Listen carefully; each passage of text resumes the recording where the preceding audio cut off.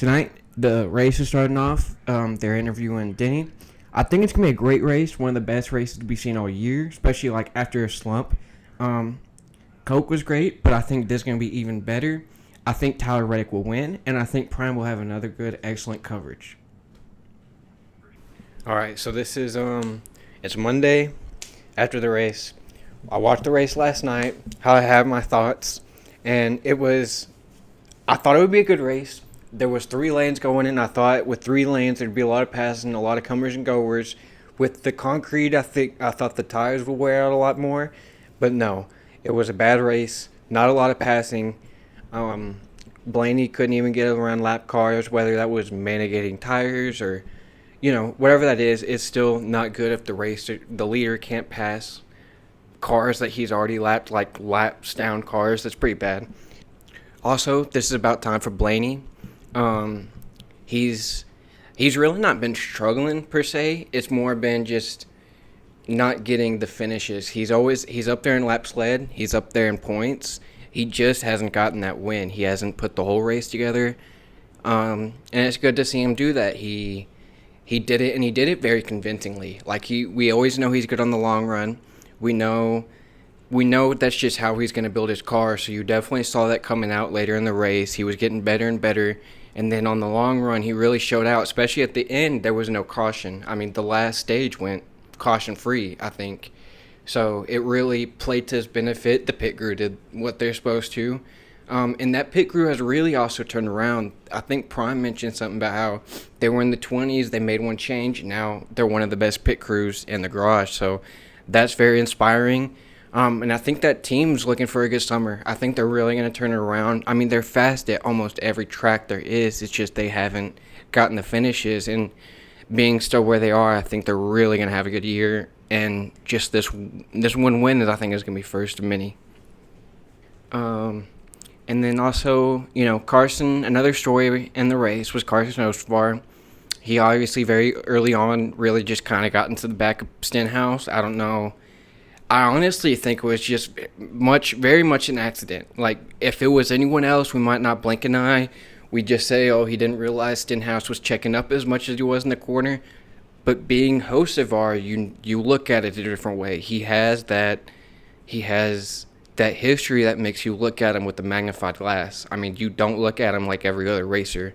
You look at him like the young kid with a lot of speed, but who doesn't care for equipment, doesn't care for competitors, and he's slowly making more and more enemies, but he's fast. I mean, he's showing that he is fast. He's got the speed, especially at the 1.5 miles. He's something with this next gen in him. He is figuring out more than even some of the superstar drivers like Kyle Busch, frankly, like Chase Elliott. Chase Elliott is consistent and solid, but he is, I would say, Hocevar, if you want the fastest driver right now, it's Hocevar more than Elliott, which is very surprising, being who's on what team and what team is so much faster than the other team. So Ricky Stenhouse, that sucks for him. For his first DNF, that's been what this team has been riding on. This team before the year, you would have thought would finish in the 30s, and right now they're around that bubble, and it's because he's keeping it out of the garage. He's keeping it on track and keeping it racing, and that's not what you would have thought of for Stenhouse last year. He seemed very reckless, like his normal self, but he's learning to really respect his equipment and get it to the end, get the solid finishing. Because if you can make it to the end, the amount of cars that fall out, the amount of cars that will get worse, that get laps down through different difficulties, he's gonna overdo them if he keeps his car out of trouble. And last night wasn't his fault. It just sucks. It sucks. It is what it is. You can't change it. That's what he said after the race. He's just gonna move on. And that's what the whole team's got to do. They got to keep going in with that mentality of keeping their car clean as possible. I think Tyler Reddick will win. I predicted Tyler Reddick would win last night. He started out he qualified great, and I thought he'd have a good car. He early on stayed in the top four, but that left rear, I don't know. The TV Prime said that it might have gone out or it might have just been loose. Something was wrong with that left rear that plummeted. I mean, besides the lap cars and the cars that crashed out in the garage, he plummeted, I think, to the back of the lead lap, had to pit. I think the stage and the cautions that kind of came out saved him, and he was able to. He had one of the fastest cars. If he didn't have that left rear problem, we might be talking about him winning this race and holding on to it rather than Blaney, because he was able to pass some of the slower cars and ended up working his way back through to a very great position. Same as his teammate Bubba.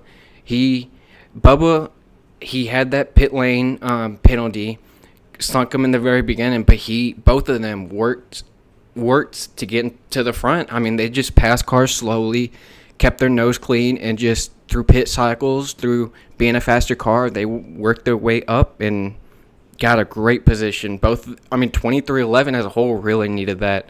Some bad races recently, some slower cars, just some cars that were fast and driver mistakes, but they did what they were supposed to. They looked like they got some mojo back.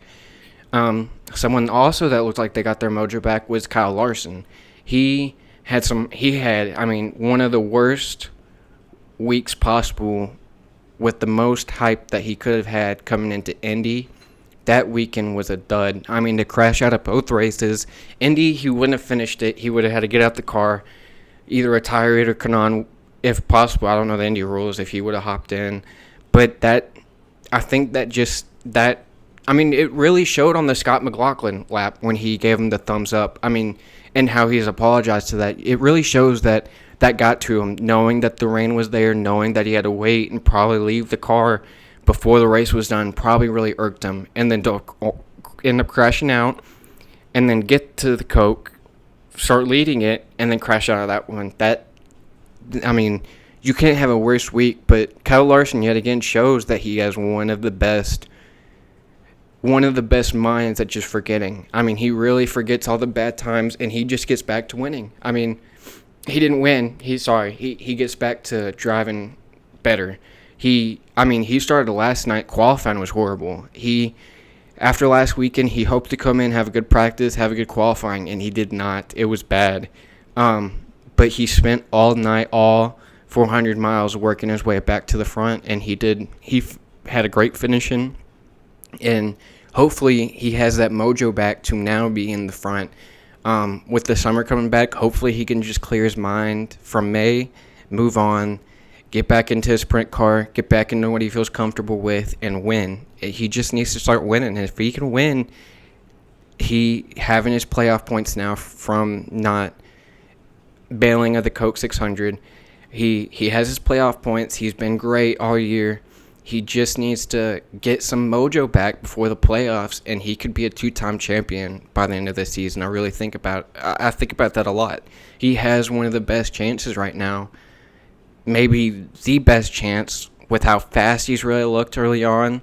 And if he can forget May, he could be back to himself very quickly.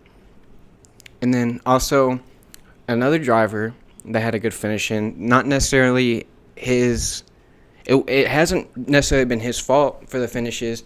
It's been more his team's fault or just some weird circumstances. But Denny, he finally got that finish.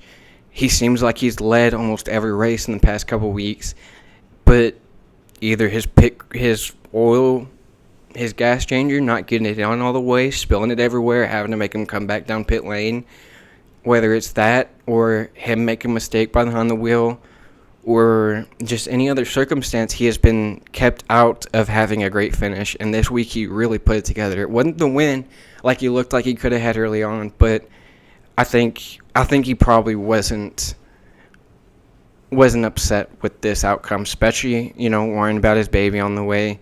No one knew if he was going to race this weekend. There was Ryan Truex was on standby. That would have been fun to see him get back in the Cup Series car earlier than we would have all expected. But no. But for Denny, this is awesome. He goes into the week when his first boy is probably going to be born, and he had a great finish. It was not only that, but it was his 700th career start.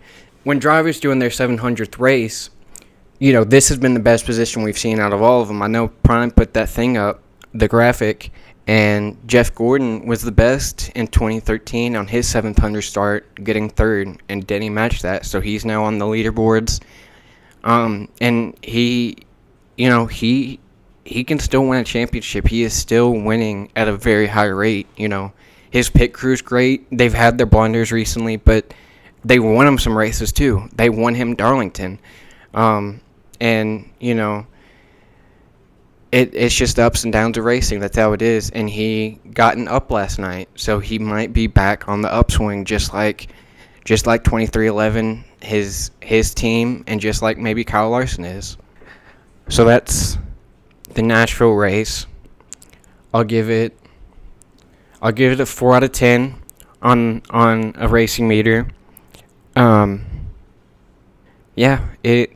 It was disappointing. They had 3 lines running, but no one could pass. That's just incredible. The dirty air of this car, especially for it to be at a mile and a half, that is wicked. That's where this next gen has made its bread and butter, and it wasn't good this weekend. So hopefully, the next couple races, the rest of Prime, Mexico City, Michigan, hopefully those races can pick it back up and deliver some bangers, because we need it. We need a good race. The Coke 600 was great to kind of get us back on track, but we need to get really back on track. We've had too many duds, and we need some good racing to watch.